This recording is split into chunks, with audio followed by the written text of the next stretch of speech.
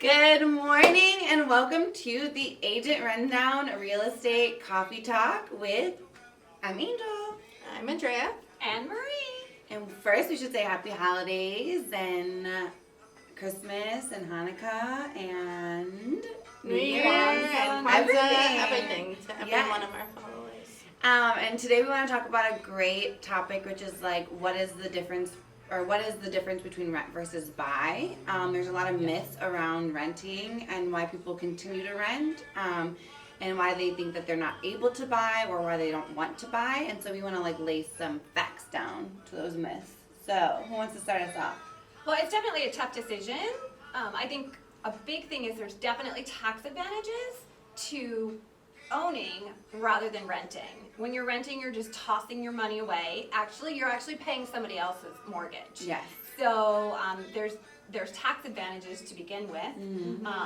And also a myth is the down payment program. Yeah. So a lot of people think that you need 20% to be able to purchase any type of property, and that's just not true. I mean, there's programs that's 3%, 1%, there's 0% down. The VA program. The VA program, Yes. if you've served for our country, you have 100% financing, and there's also down payment assistance programs. Yes. Where your down payment can be gifted from somebody. And you completely. don't actually have to be a first-time home buyer to qualify for that.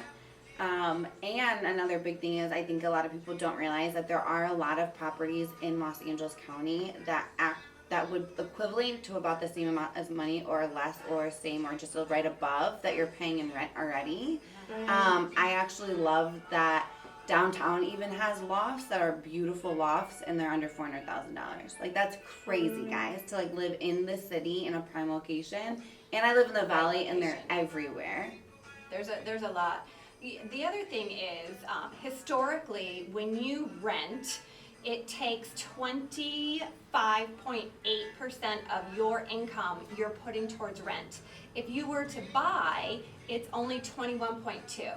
So think about that.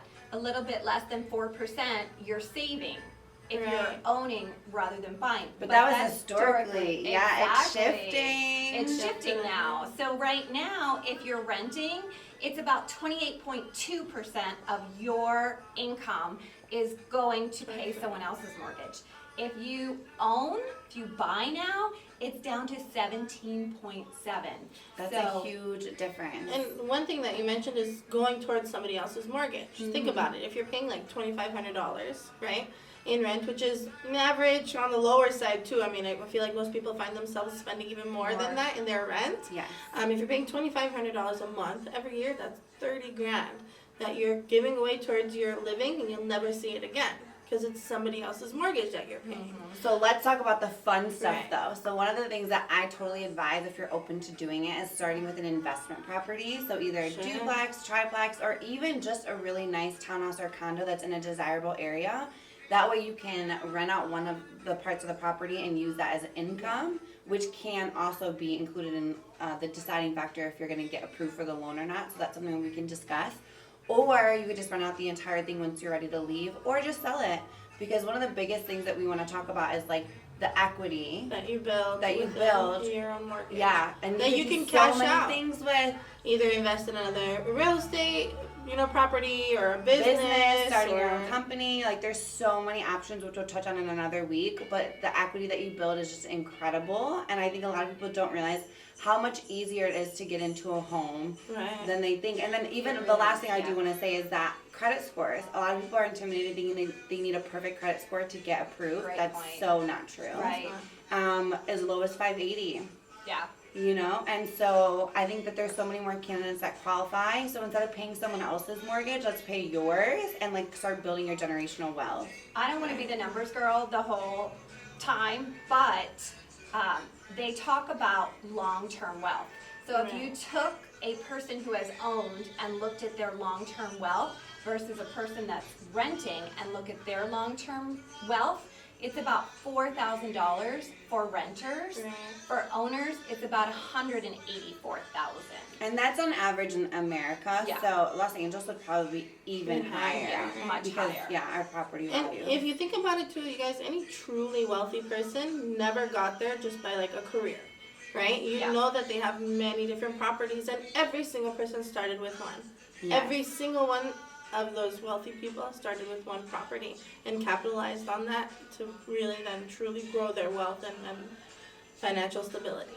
So, before you sign that lease renewal, give us a call, contact us, DM us, text us, Email, whatever's your best. and let's figure out the form. numbers. Yeah. The other thing that you can do also is send us your rent right now, whether it's $2,500 a month, $2,800, $3,000, whatever it 32. is. Send it to us, and we will find you a home for that exact same amount in LA County. Yeah. Guaranteed. We can do it. So before you sign that lease or you keep paying someone else's mortgage, give us a call. Yes.